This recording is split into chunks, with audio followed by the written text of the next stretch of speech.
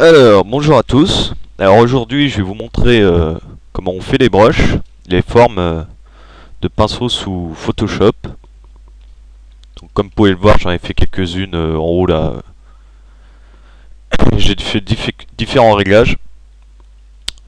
Et en bas, j'ai fait une espèce de petit drapé que je vais peindre tout à l'heure. Vite fait.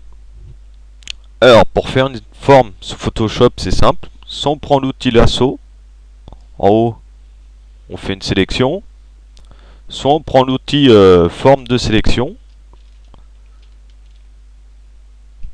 Et là on fait une sélection de la forme. Hop, voilà. Donc ensuite on va dans édition, définir une forme prédéfinie. Hop, on peut lui donner un nom, moi je vais pas spécialement lui donner de nom.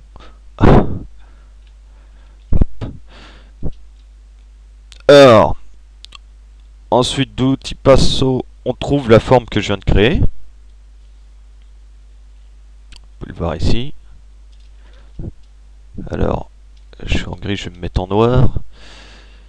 Donc, comme vous pouvez le voir au début, c'est pas... S'il n'y a pas de réglage, ça sert à rien. Ça va pas nous être très utile pour peindre. Alors, on va dans les réglages, brush, qu'on peut trouver en haut dans fenêtre, brush, F5. Et là, dans forme de la pointe, tout en haut là, on peut régler le pas. C'est-à-dire la distance entre chaque forme. Donc, on va essayer de faire quelque chose d'assez homogène, voir. Pas trop. Je vais réduire un peu ma forme du pinceau. Voilà. Donc comme vous pouvez le voir, là c'est déjà un peu mieux pour peindre.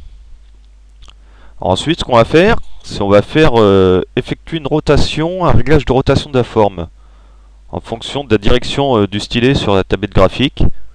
Donc on va dans dynamique de forme, variation de langue, on lui met direction. Et là, si je peins, hop, ça suit la direction.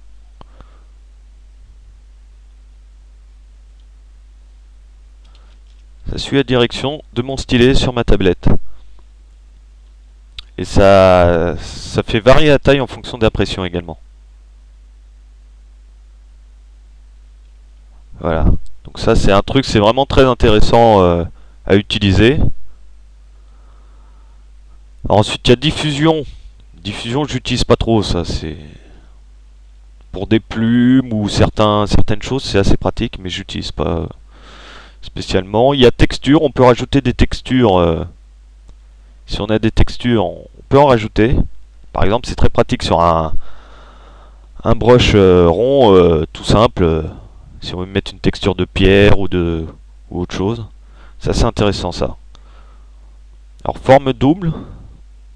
Ça j'utilise pas, il me semble que c'est pour assembler deux formes ensemble. J'utilise pas ça spécialement, je connais pas très bien. Dynamique de couleur pour faire varier la couleur. Transfert. Alors ça fait varier l'opacité en fonction de la pression de la plume. Donc ça, je vais pas l'utiliser non plus pour cette forme. Donc ouais, une fois que votre forme est bien réglée, faut surtout pas oublier d'enregistrer.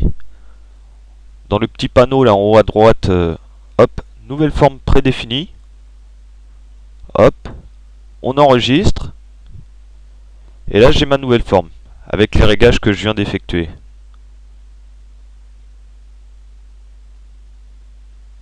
Voilà, c'est bien ça, ça marche. Si je reprends l'ancienne forme, vous voyez, les réglages sont pas... Si on change de forme, les réglages s'enregistrent pas automatiquement.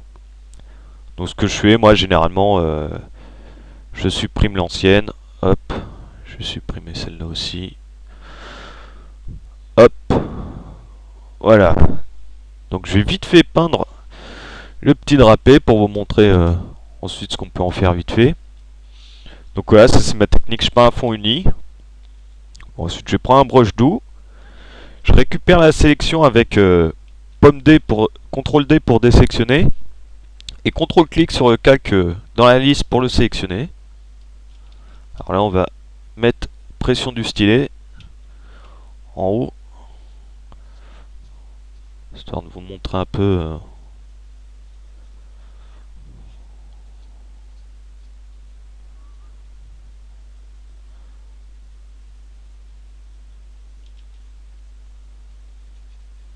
Moi je fais un truc vite fait parce qu'on est un peu en temps réel sur la vidéo. Et si je veux pas que ça fasse une vidéo de 4 Go, il va falloir que je me spin.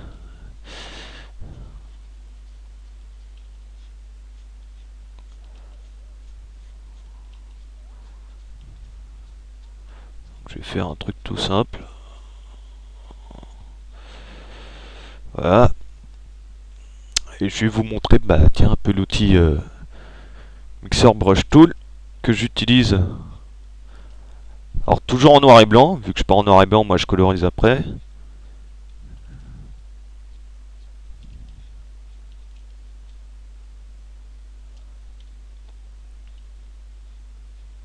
Alors si on met là, on prend la couleur noire, moi je fais varier les couleurs avec X. Ça me change la couleur de premier plan et d'arrière-plan. Et si on fait varier les couleurs avec le mixeur, en fait si je suis en noir, ça va garder une couleur un peu plus...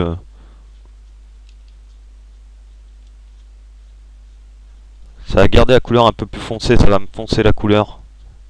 Et si je suis en blanc, ça va m'éclaircir un peu. Et même si je suis dans du noir, ça m'éclaircit.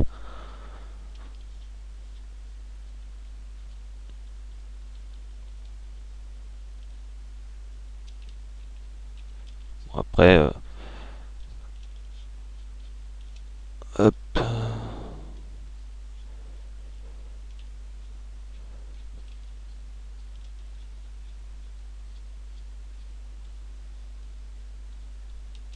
Je suis en noir. On va mettre en blanc.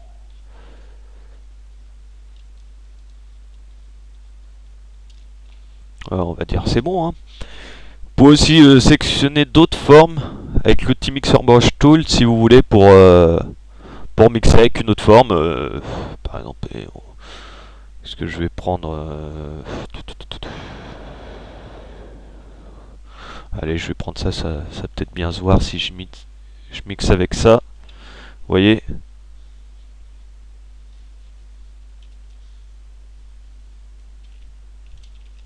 Voilà, donc on peut utiliser, c'est pas limité à une seule forme. Et généralement, des fois j'ai quelques petits ennuis, donc je réinitialise l'outil. Hop, en cliquant en haut à gauche là. Et il y a une petite flèche. Réinitialiser cet outil. Voilà. Donc voilà, donc, hop, je vais remettre un peu de blanc. Hop, et voilà comment on peint un truc à l'arrache.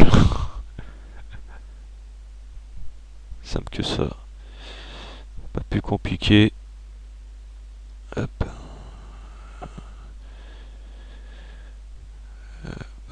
Je remets un peu de blanc pour que ça... Enfin voilà, donc on retourne sur nos brushes, on va prendre nos brushes. Hop. Les brushes qu'on a fait, donc les autres je les avais fait avant, pour gagner un peu de temps sur la vidéo.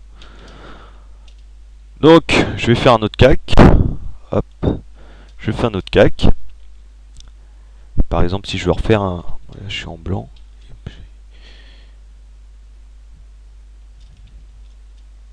Hop, on va essayer de s'appliquer à faire ça. Ouais, je suis un peu barbare. Hop. Et vous voyez déjà c'est vraiment simple pour faire quelque chose du genre quoi. Si je prends mon... Et comme vous pouvez le voir sur ce brush là, ça s'imite pas à juste des... On peut mettre des formes douces, atténuées en dégradé.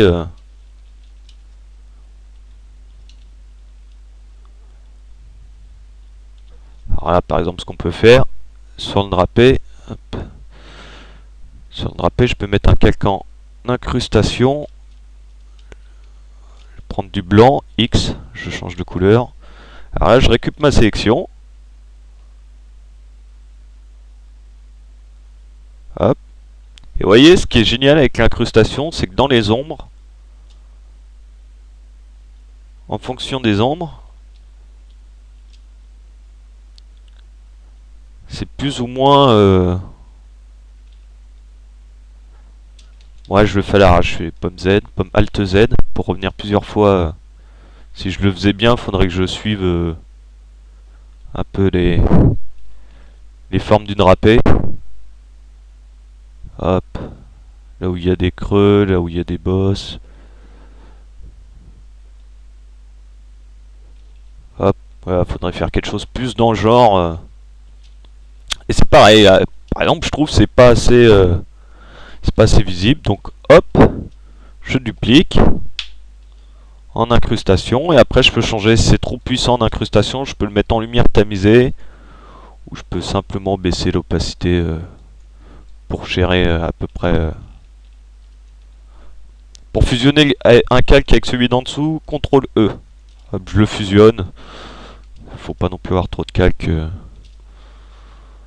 Alors après je vais prendre mon autre forme. Hop.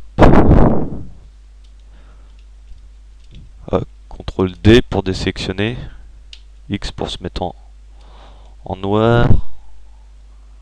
Et oui, là je suis en incrustation, donc je refais un autre calque. Hop. Voilà, c'est bon. Donc par exemple, cette forme là, je vais en faire un motif sur le drapé, pareil. Donc ce que je vais faire, hop, je vais mettre de la diffusion. Voilà. Je vais augmenter. Voilà. Donc tout pareil, je récupère la sélection du drapé, je me mets sur mon calque que je veux peindre le motif. Hop, je vais me mettre en blanc. Incrustation, pareil, je vais faire.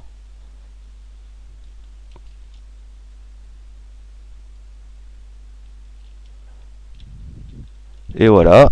Alors après, ce que je peux faire pour mieux, parce que là quand même c'est pas très propre, ce que je peux faire, c'est je peux gommer avec une gomme douce, un rond doux. Voilà, j'en ai une là. Et j'active la sensibilité de pression, hop, en plus. Et dans les zones d'ombre, je vais gommer un peu tout ça pour que ce soit un peu plus réaliste.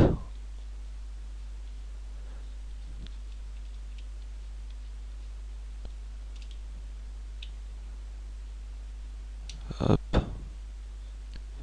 hop.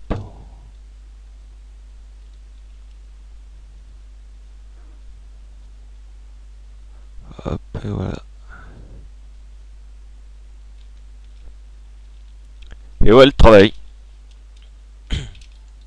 Bon, après, si vous peignez en noir et blanc, comme moi, l'avantage, c'est par exemple, vous pouvez, en double-cliquant sur le calque, vous pouvez rouvrir les options de fusion et par exemple mettre de la couleur en incrustation couleur. Si vous voulez du rouge, hop, vous la passez en incrustation en mode de fusion. Non, peut-être pas incrustation, ça perd très bien. Produit ça.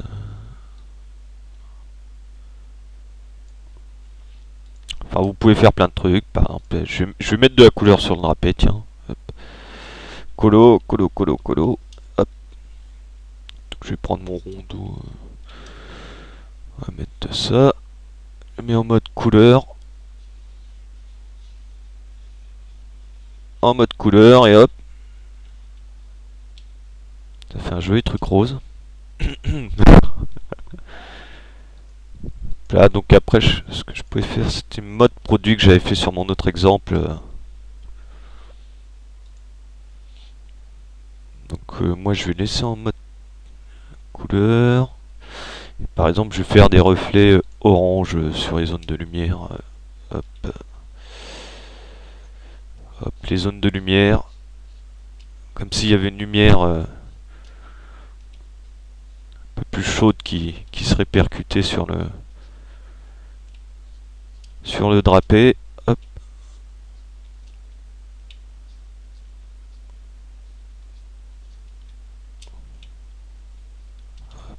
Hop, voilà. Ouais, c'est pas bien.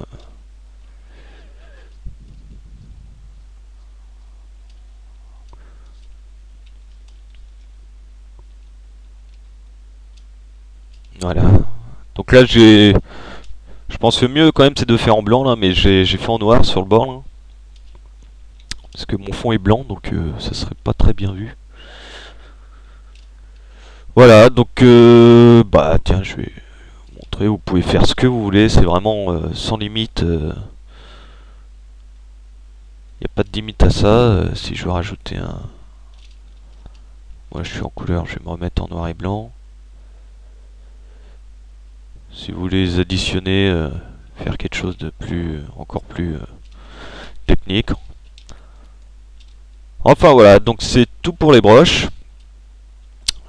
Bon, dernier petit mot, vous pouvez les utiliser pour autre chose. Par exemple, si je prends celui-là, hop, si je prends le dernier que j'ai fait là, hop, si on en met un paquet, normalement je devrais pouvoir,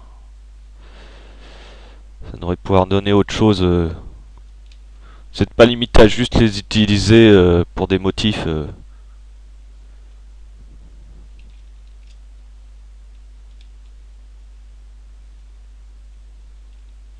Voilà, ça pourrait faire des sortes de, peut-être de poils.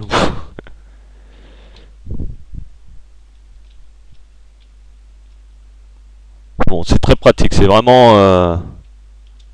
ça permet de faire plein de choses, c'est vraiment très puissant. Ah, puis je vais mettre, bah tiens, pour vous montrer, je vais mettre un autre petit calque en incrustation. Je sais même pas si je peux pas dupliquer celui-là. Incrustation. Ah oui, rien qu'en dupliquant celui de base en le mettant en incrustation. Par contre, il faudrait baisser un peu l'opacité. Vous voyez, rien que ça, déjà, ça donne vraiment bien. Après, rien qu'en dupliquant mon calque de base du drapé et en le mettant en incrustation au-dessus des couleurs, et même au-dessus des motifs, tout en haut, hop, pour que les motifs ils se voient moins normalement dans les ombres. Moi je vais le laisser où il était.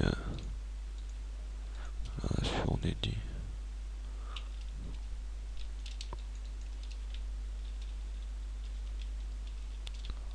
Voilà, voilà pour les broches. Bon, bah j'espère que vous allez vous en sortir. Hein. Allez,